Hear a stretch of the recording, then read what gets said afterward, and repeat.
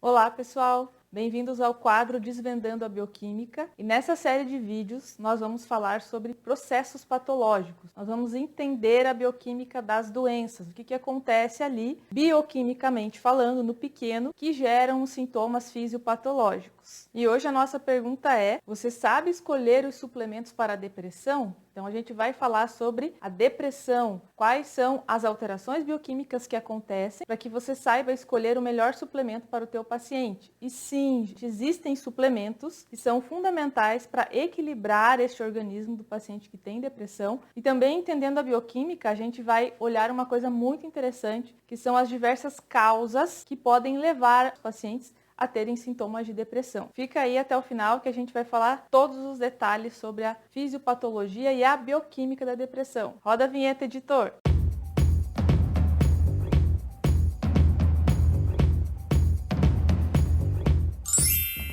Então, pessoal, a nossa pergunta hoje é se você sabe, se você é profissional de saúde, principalmente que está aqui assistindo, sabe escolher nutracêuticos, suplementos para ajudar o paciente com depressão, tá bem? Então essa é a grande pergunta. Para começarmos a falar de depressão, que é um assunto que eu acho que nesse momento é muito importante, até pelo aumento do número de pacientes com depressão, ansiedade. Não foi por acaso que eu escolhi esse tema, né, gente? Tem aumentado demais. Eu percebo e quero passar isso para vocês hoje. Quero que vocês prestem atenção nessa pergunta. Qual é o mecanismo de ação ou o que os fármacos fazem pelo paciente com depressão? E a outra pergunta é o que os fármacos não fazem, as lacunas que ficam abertas quando a gente usa apenas medicamentos, tá? Para tentar equilibrar ou ajudar os pacientes a voltarem aí para a saúde, a saírem do estado de depressão, tá bem? Então, sim, existem muitos suplementos que podem ajudar, mas para que a gente saiba escolher, a gente precisa entender qual é a bioquímica ou quais são as causas. Pensem em causas. Quando a gente falar, sempre que tiver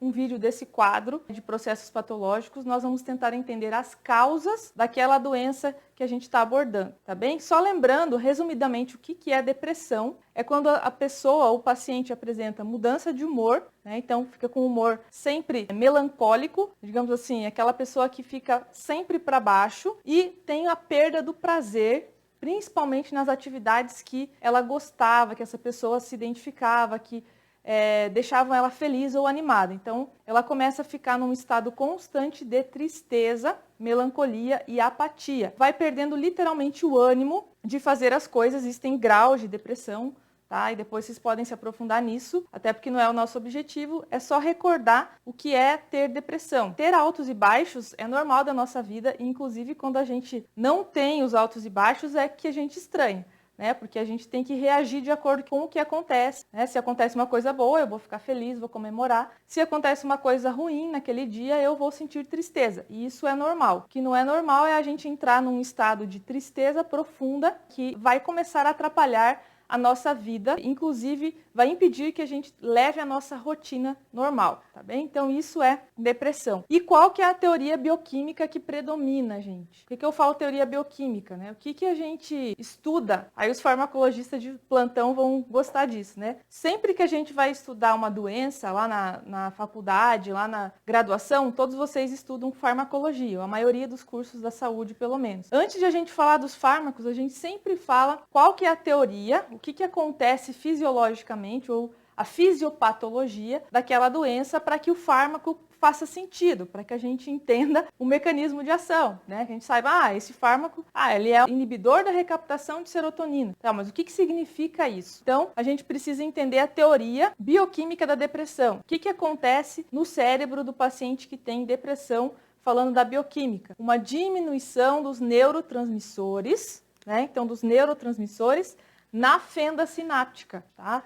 E quais são os neurotransmissores que estão envolvidos, então, que são diminuídos no processo de depressão? Gente, o primeiro e o mais famoso é a serotonina. Esse vocês lembram que quando a gente fala dele, a gente associa ele à alegria e saciedade. Espero que vocês enxerguem essa canetinha rosa aqui. Tá? Se não der para enxergar, o editor aproxima aí, hein? O que acontece? É alegria. Então, aquela realização que você sente é a serotonina que está lá. Quando você vê alguma coisa boa acontecer, existe uma liberação desse neurotransmissor no teu cérebro e ele aumenta a sua concentração, então, entre os neurônios. Isso que é a fenda sináptica, é entre um neurônio e o outro, né? A gente chama de fenda sináptica isso. E aí acontece todo aquele sentimento, tá? E também a saciedade. Tem toda uma parte importante da serotonina na questão de emagrecimento, tá? Até eu já fiz alguns vídeos aqui no canal sobre emagrecimento.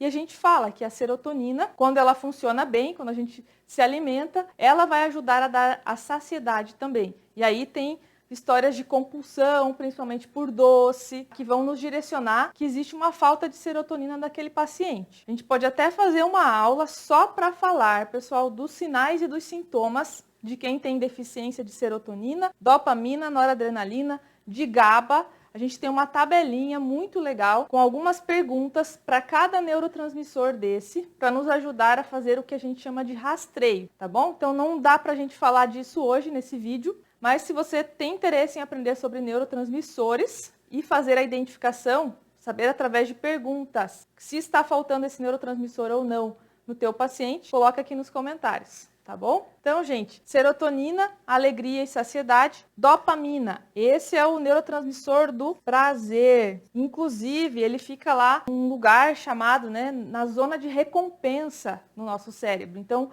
quando a gente faz uma coisa boa, a gente come algo gostoso, inclusive aqui entra as drogas, né? E vai ativar essa parte da liberação de dopamina e a gente vai sentir prazer e recompensa. Sabe quando você faz uma coisa e se sente feliz por ter feito aquilo, tá? E quando a gente começa a ter uma baixa de dopamina, a gente não tem mais essa sensação de recompensa. Então aquilo que eu gostava de fazer já passa a não ser tão interessante. Eu faço, mas parece que não era aquilo. Sabe aquela pessoa que fica comendo o tempo todo? Ah, eu quero comer alguma coisa doce. Ela vai e come, não era aquilo. Ah, mas eu acho que era alguma coisa salgada, algum carboidrato, mas gordura. Aí vai e come, não era aquilo. E principalmente a dopamina diminui, tá?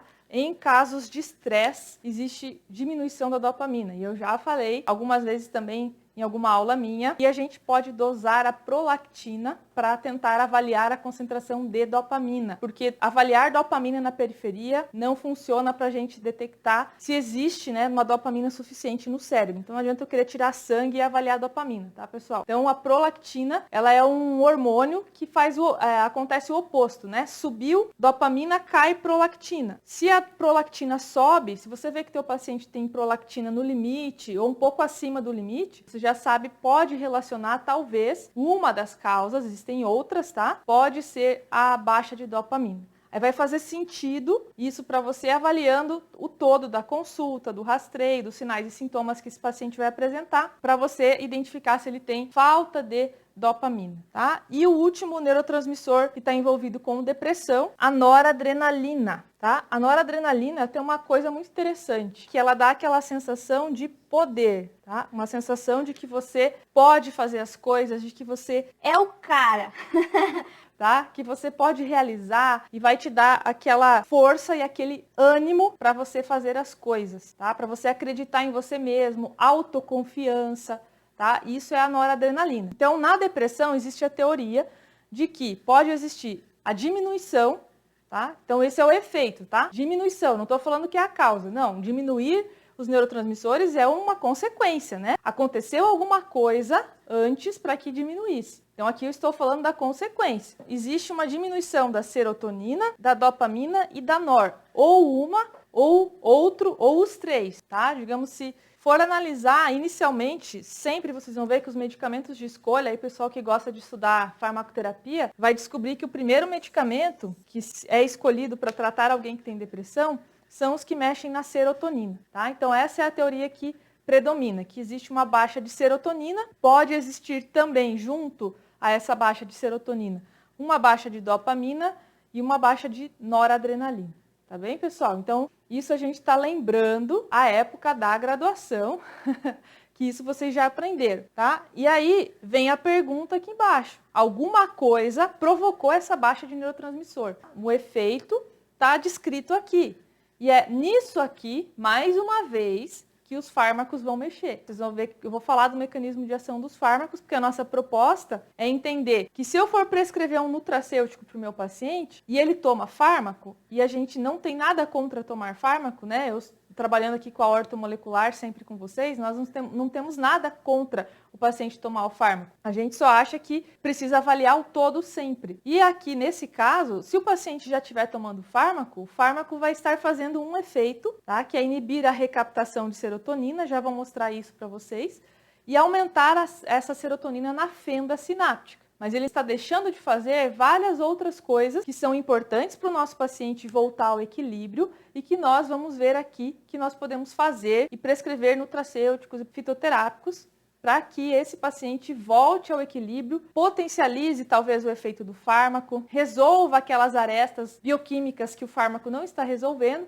e que o nosso paciente, então, volte a ter saúde, que é o que todos nós queremos. Quais são as causas? E aí a gente entra num ponto bem interessante, que a gente tem os fatores emocionais como causas de depressão, tá? Então, podem existir, sim, traumas, problemas que a pessoa sofra, perdas, né, de familiares, separação, enfim, várias coisas que podem provocar problemas emocionais que vão afetar a bioquímica. E eu sempre falo, gente, para os meus pacientes, que a mente afeta o corpo e o corpo também afeta a mente. Eu vou dar um exemplo. Você pode ter uma depressão, tá? Por falta de nutriente, tá bem? Então, se você não tiver no teu organismo vitamina B6, vitamina B12, ácido fólico, selênio, zinco, é importantíssimo para o cérebro, você pode diminuir a tua produção de neurotransmissor. E aí você vai falar assim, nossa, mas não me aconteceu nada que justifique a minha depressão. Eu não perdi ninguém, eu não estou sofrendo no trabalho, eu não tenho nenhum trauma. Digamos que você não encontrou problemas emocionais que justifiquem. Então, pode ser algo bioquímico, tá? Agora, sim, traumas e problemas emocionais vão afetar também a tua bioquímica, vão provocar várias mudanças no organismo, tanto que, né, gente, a gente sabe que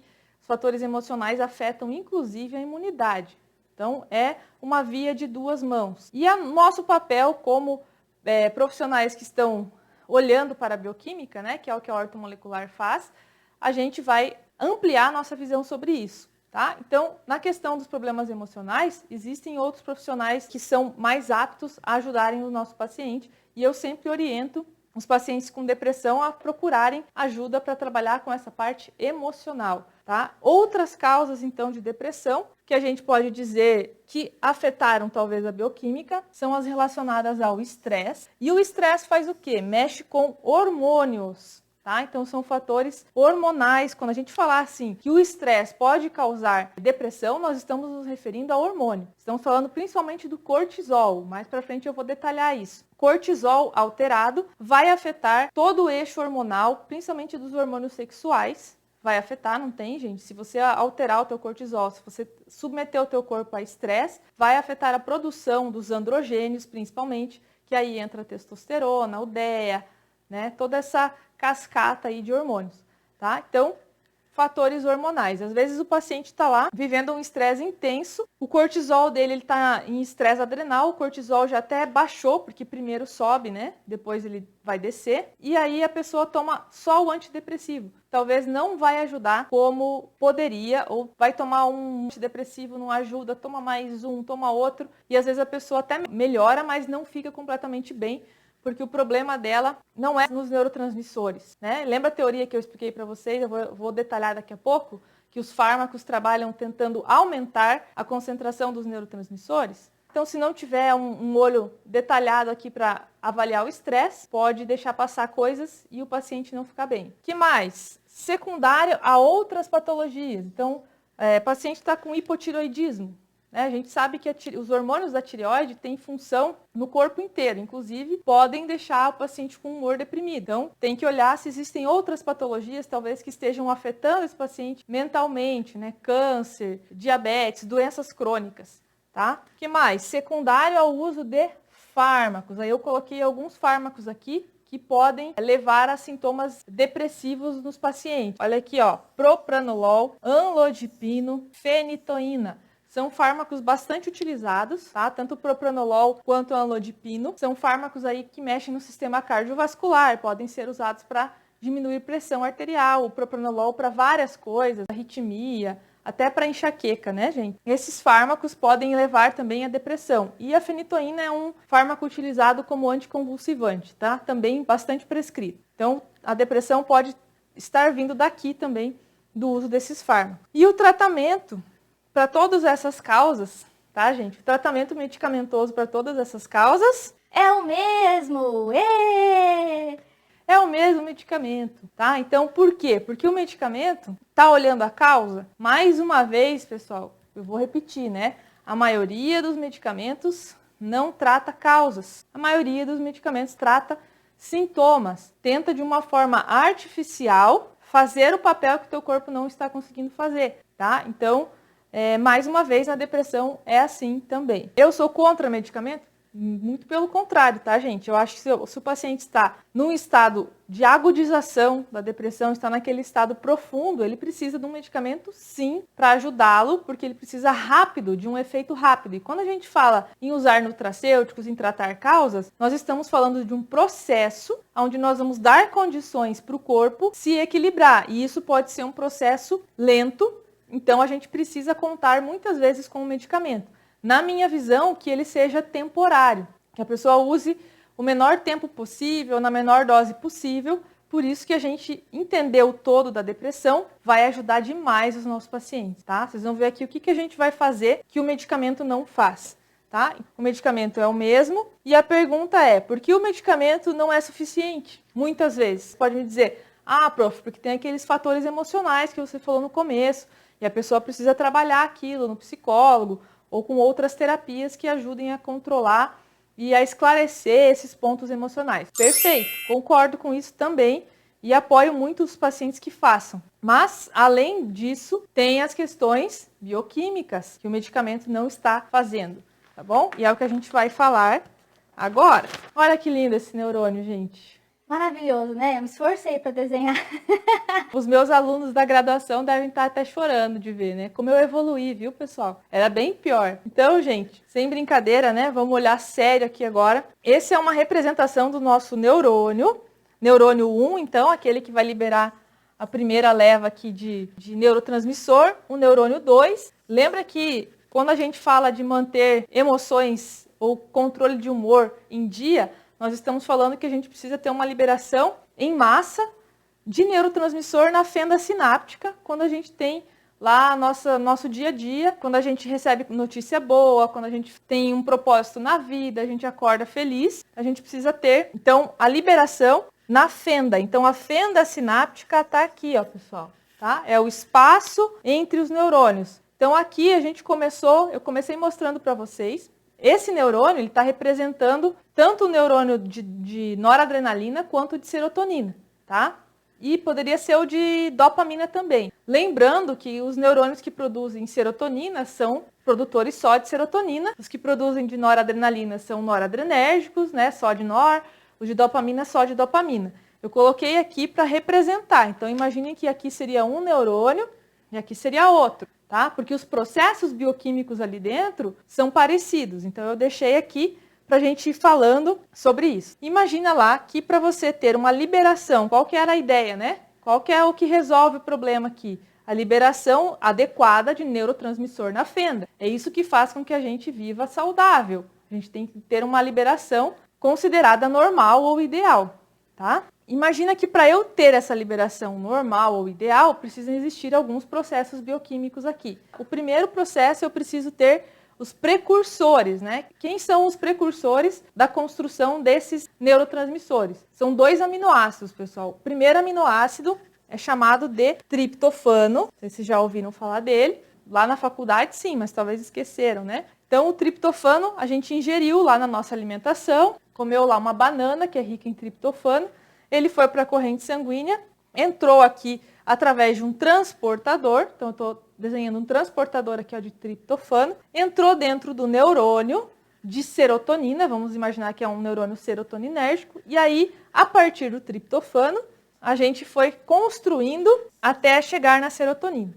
Então, existem aqui ó, 2 reações bioquímicas para construirmos a serotonina. Então, tem o triptofano, aqui tem uma enzima, tá? Aqui no meio tem uma enzima, aqui tem outra enzima, e aí a gente chega na serotonina, tá? Uma hora a gente pode falar também especificamente quais são as enzimas, quais são os cofatores. Então, era isso que eu ia ressaltar agora. Primeiro, para a gente ter uma boa produção de serotonina, olha só, para a gente produzir, eu preciso ter uma ingesta adequada de, em primeiro lugar, triptofano. Em segundo lugar, eu preciso entender o que essas enzimas aqui, a enzima 1 e a enzima 2, precisa para construir a serotonina, tá? Já vou dizer para vocês que vai B6 e magnésio para a gente construir todos os neurotransmissores. Então, se o teu organismo estiver deficiente em B6 e magnésio, que você tem um problema na absorção, porque você tem estresse e tem uma demanda muito grande dessas substâncias, né? Porque você não come simplesmente as comidas que são ricas em nutrientes, você só come porcaria,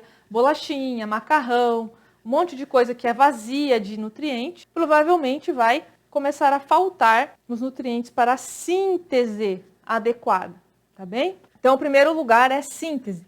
A mesma coisa acontece aqui no neurônio de dopamina ou de noradrenalina. O que você vai precisar? Você vai precisar de um aminoácido chamado tirosina, que também vai vir lá da alimentação, vai entrar no neurônio por um transportador e vai chegar aqui e encontrar as enzimas de síntese. Então, a partir da tirosina, tem uma enzima aqui, tem outra enzima aqui. E aí, num primeiro momento, se a gente estiver falando de um neurônio dopaminérgico, nós vamos construir aqui, ó, a dopamina. Tá vendo? São duas reações aqui, enzimáticas, até nós construirmos a dopamina. Também existem cofatores aqui, que são necessários para a construção da dopamina. E se for um neurônio dopaminérgico, ok, já está pronto o nosso neurotransmissor. No neurônio noradrenérgico, essa sequência aqui, ó, é a mesma, tá? Só que eu tenho mais uma enzima que existe dentro do neurônio noradrenérgico, que não tem nesse neurônio dopaminérgico, que vai transformar essa dopamina em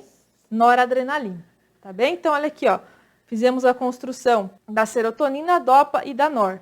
Então, vai lembrando disso. Um primeiro problema que pode existir no nosso paciente, vai lembrando, é a falta de aminoácidos precursores e a falta de cofatores enzimáticos, tá? E é isso que a gente vai precisar suplementar se a gente constatar essa situação acontecendo no nosso paciente. Vocês já viram que o fármaco, daqui a pouco eu vou falar dele aqui nesse slide ainda, o fármaco não vai melhorar a síntese, tá? Não é esse o mecanismo de ação do fármaco. Então, o fármaco ele vai tentar aumentar a concentração de serotonina e nora aqui na fenda. Já vou explicar como. Então, beleza, fizemos a síntese. Para onde vai o neurotransmissor? Ele vai para dentro de uma vesícula, tá? Onde ele é armazenado, então, tá aqui, ó, a vesícula. Tanto a serotonina, quanto a dopamina, quanto a nor. E aí ele vai ficar nessas vesículazinhas e quando vier a informação, aquele impulso que é necessário ele liberar o neurotransmissor, essa vesícula vai migrar, né?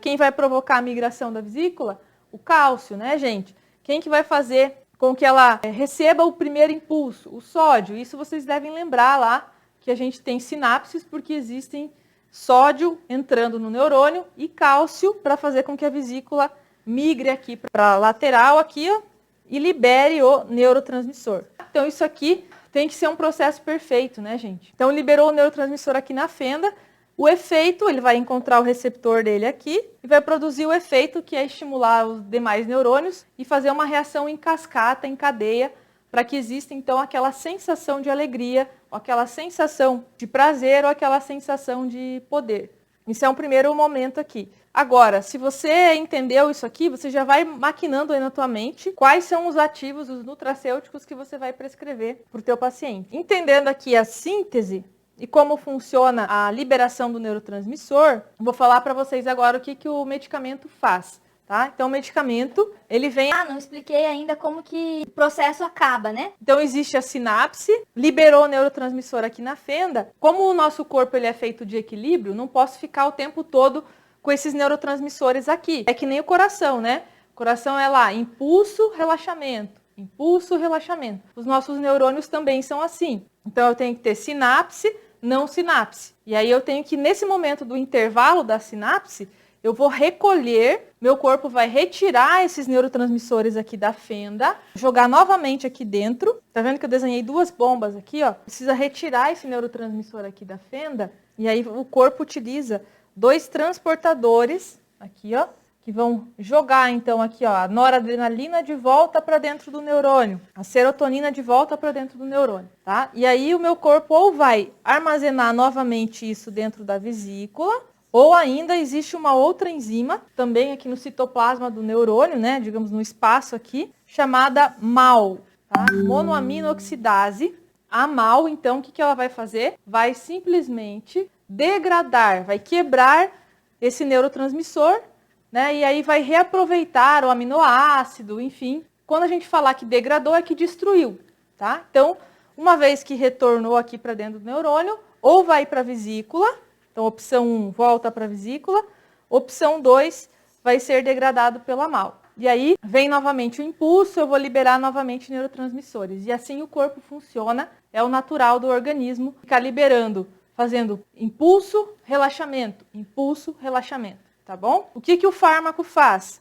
Se você olhar a bula, vai dizer lá, inibidor da recaptação de serotonina, inibidor da recaptação de NOR. Então, o que é inibir a recaptação?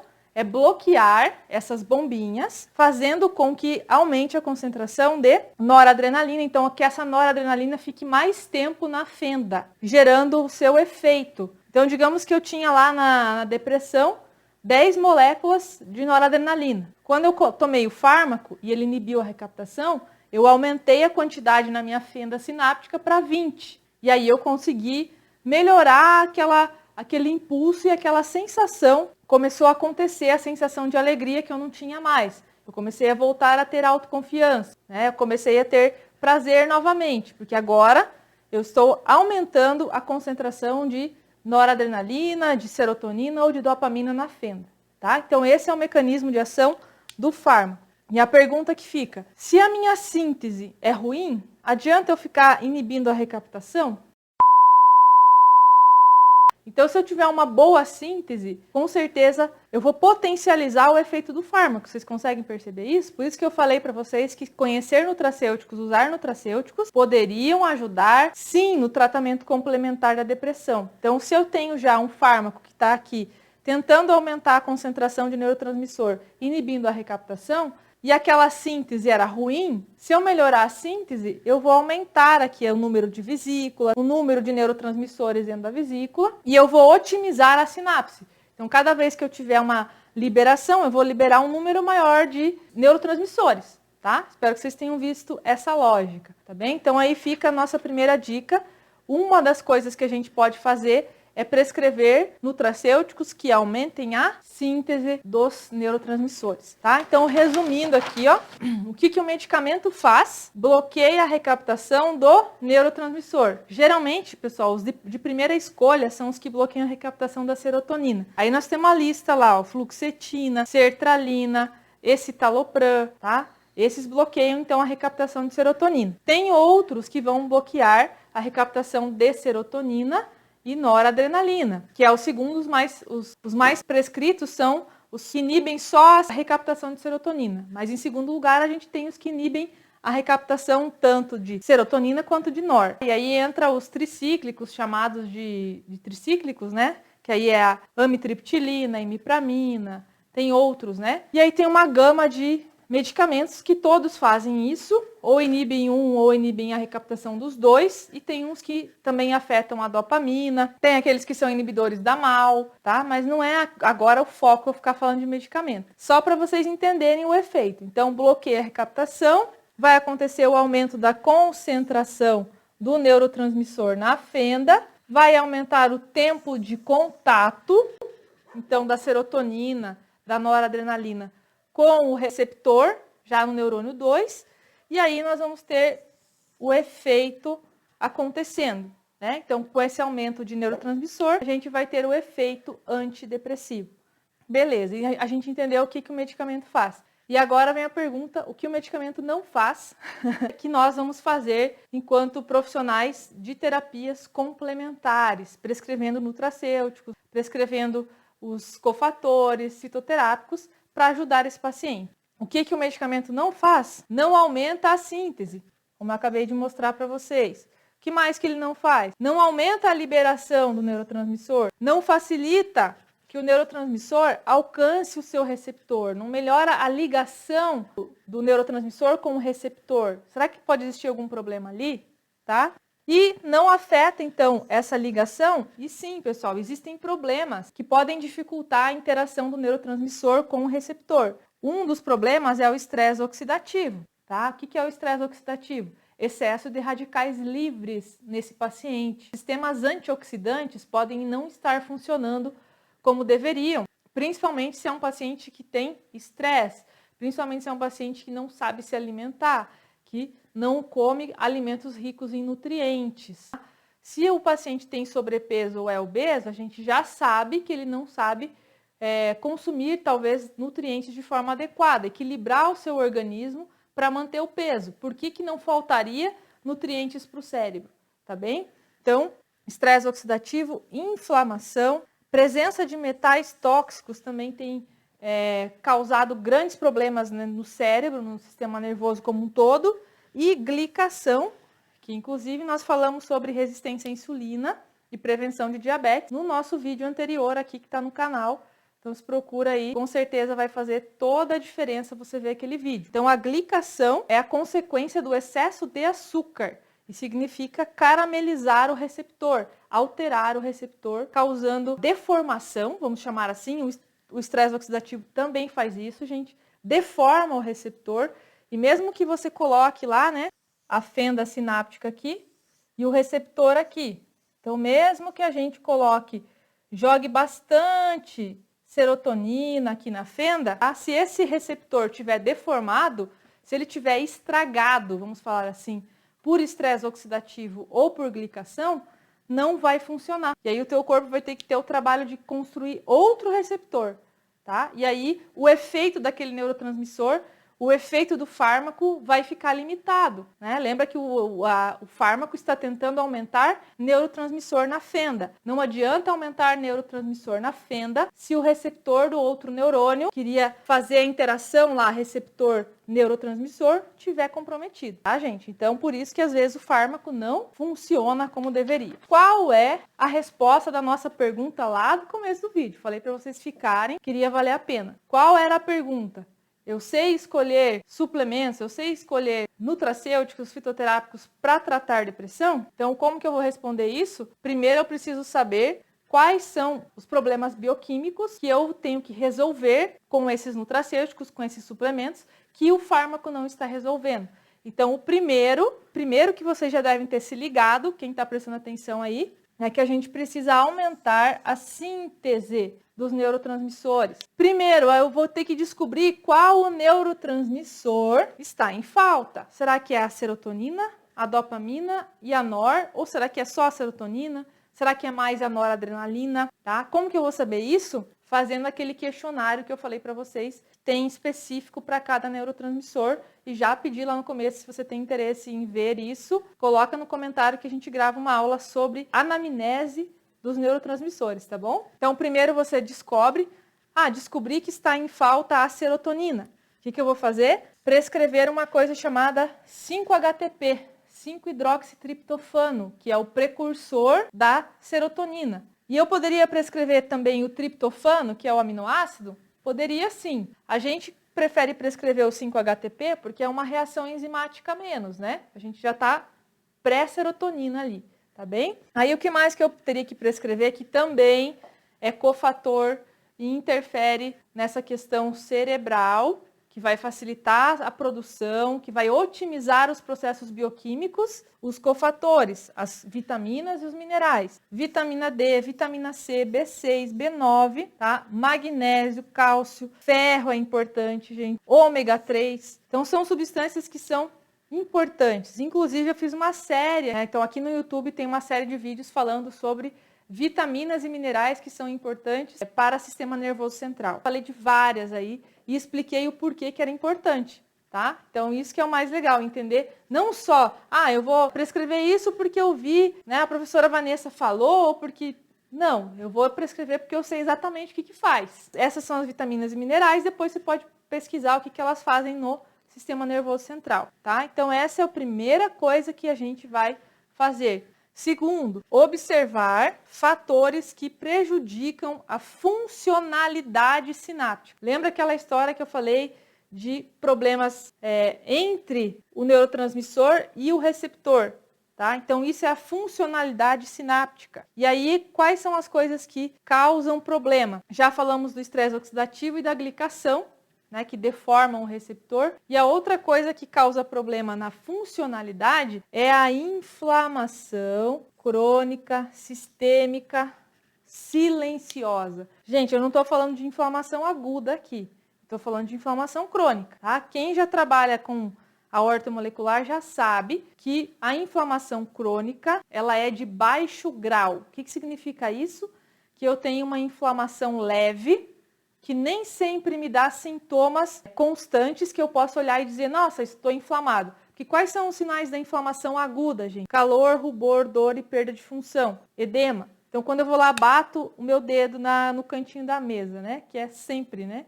Aquela mesinha tá ali para você pegar o dedinho e bater. O que vai acontecer? Você vai sentir inchar, então edema, calor, vai ficar vermelho. Isso vai te mostrar que existe uma inflamação ali. Então você vai perceber e você vai tentar fazer algo para melhorar aquilo. A inflamação crônica, a gente não percebe com essas mesmas características, tá? O que pode acontecer na inflamação crônica?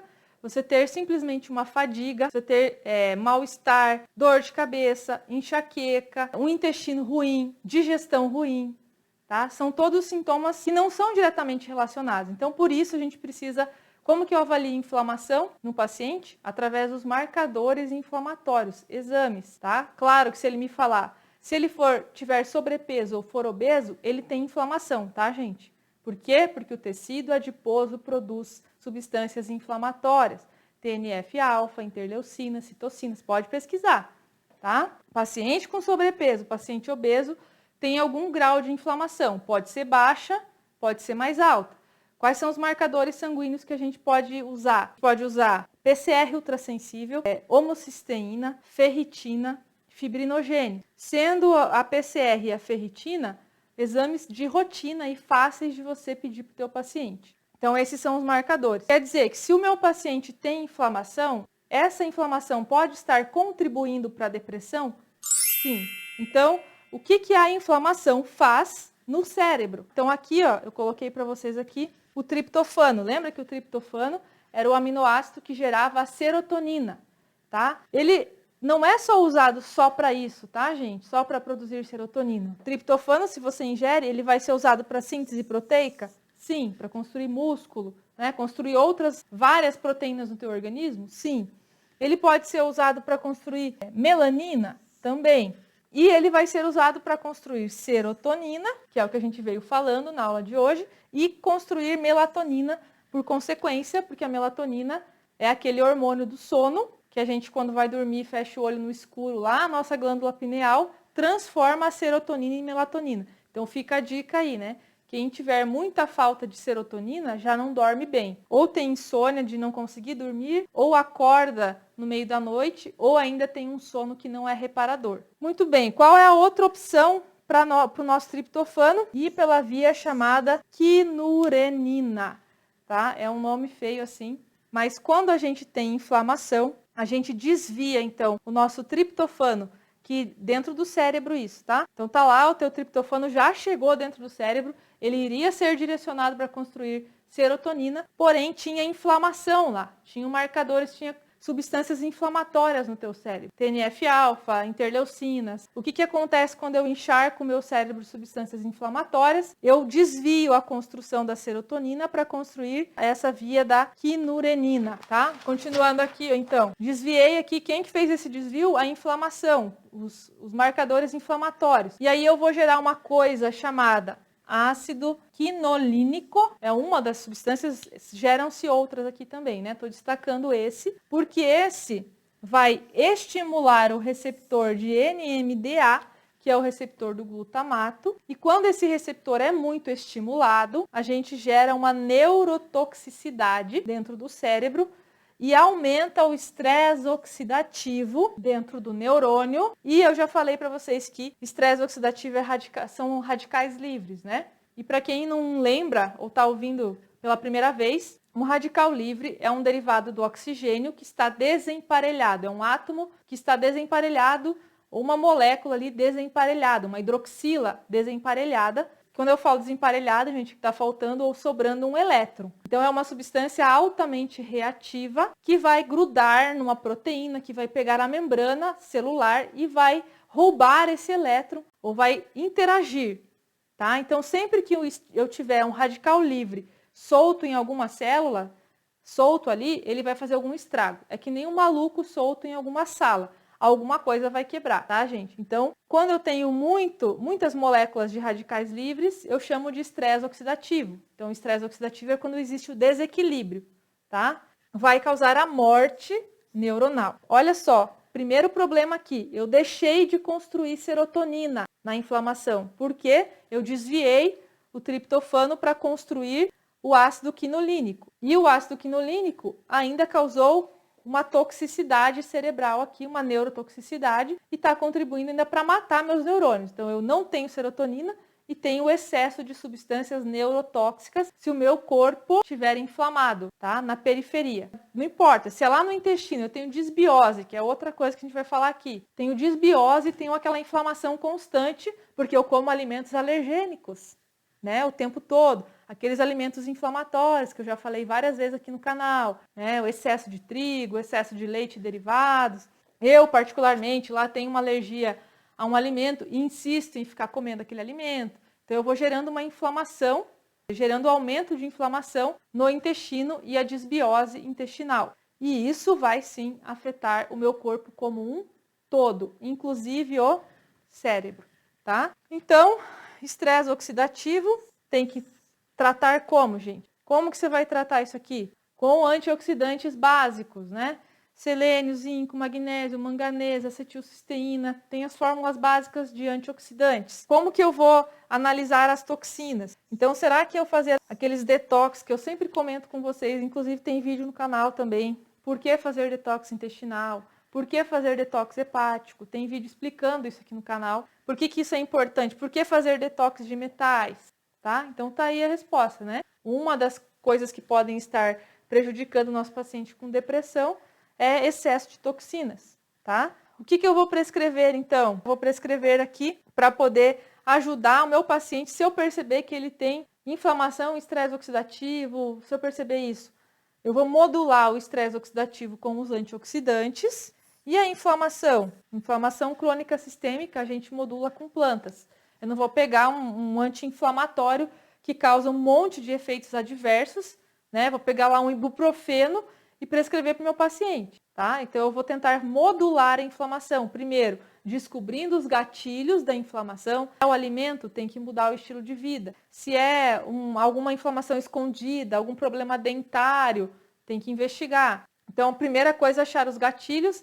E a segunda coisa, modular a inflamação lá com cúrcuma, que é o açafrão, né? Cúrcuma longa, boswellia, tem vários aí, Uncária tormentosa, depois vocês pesquisam isso. E retirar as toxinas, a gente vai falar aqui de tratar intestino por conta do eixo intestino-cérebro, ou tratar disbiose também no nosso paciente. Vamos recapitular aqui, antes de ir para o 3, o que a gente aprendeu que tem que fazer até agora que o medicamento não faz. Primeiro, aumentar a síntese de neurotransmissores, através da prescrição dos precursores, que são a tirosina ou o 5-hidroxitriptofano, e a prescrição dos cofatores. E, em segundo lugar, melhorar a sinalização, a ligação entre o neurotransmissor e o receptor, toda aquela comunicação. Como que a gente faz isso? Controlando a inflamação, controlando o estresse oxidativo e lembrando também da glicação, né? Que aí já é assunto para outro vídeo. Em terceiro lugar, estimular a capacidade do receptor de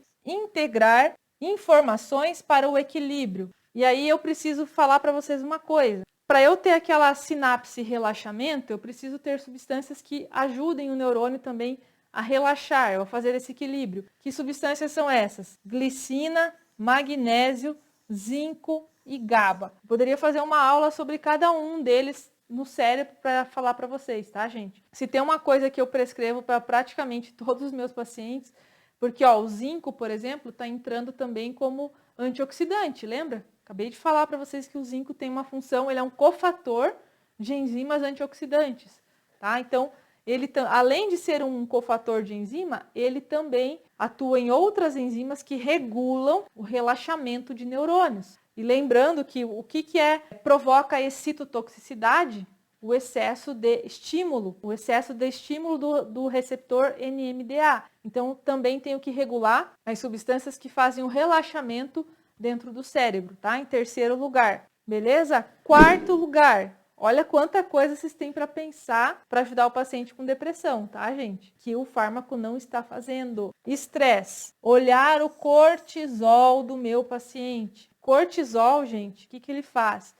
Ele prejudica a neurogênese. Que mais? Causa atrofia. Estão vendo isso aqui? Atrofia do hipocampo, que é o local onde tem bastante receptores de serotonina nessa região. Então, se você tiver um excesso ou um descontrole do cortisol, que acontece no estresse por muito tempo, você vai provocar essa destruição cerebral, tá? Então, você precisa olhar o cortisol, já aproveita e olha o eixo dos hormônios do teu paciente, né? Olha os hormônios da tireoide, faz aquele rastreio completo que eu sempre estimulo vocês a fazerem e veja se não existe uma necessidade de modular o cortisol nesse paciente. Cortisol ideal tem que estar em sanguíneo, plasmático, tá? Tem que estar entre 10 e 18 e o ótimo seria entre 15 e 18. Se está acima de 18 ou acima do valor de referência, já está causando problemas no hipocampo. Se está muito baixo, significa que esse paciente já fez um estresse adrenal,